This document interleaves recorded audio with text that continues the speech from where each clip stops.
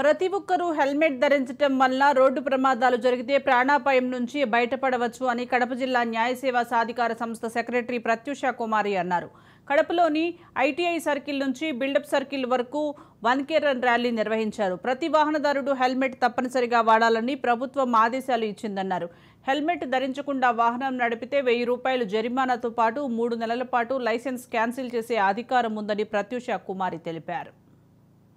మొత్తం all legal services institutions జిల్లా మొత్తం ఈరోజు 1K ర్యాలీ నిర్వహిస్తున్నాము. ముఖ్యంగా హెడ్ గేర్ అంటే హెల్మెట్ యొక్క ఉపయోగం గురించి, అది ఉపయోగించకపోతే మనకు జరిగే నష్టం గురించి, అది ఒక నేరం అండి. దాన్ని ఉపయోగించకపోతే అంటే ఎవరు రైడర్సు, పిలాన్ రైడర్సు, అదే కాకుండా 4 సంవత్సరాల వయసు నిండినటువంటి పిల్లలను కూడా మనము మోటార్ బైకుల మీద తీసుకెళ్తే అది కూడా నేరమే అండి. హెల్మెట్ ఉపయోగించకపోతే ఎంత నేరం అంటే 1000 రూపాయల వరకు జరిమానా మరియు 3 నెలల వరకు లైసెన్స్ క్యాన్సిల్ చేసేంతవరకు. దీన్ని ఏ విధంగా స్పేర్ చేయొద్దు, చాలా స్ట్రిక్ట్గా ఇంప్లిమెంట్ చేయండి అని చెప్పి స్టేట్ గవర్నమెంట్కి, పోలీసు వారికి మన రాష్ట్ర హైకోర్టు వారు డైరెక్షన్ ఇచ్చారండి.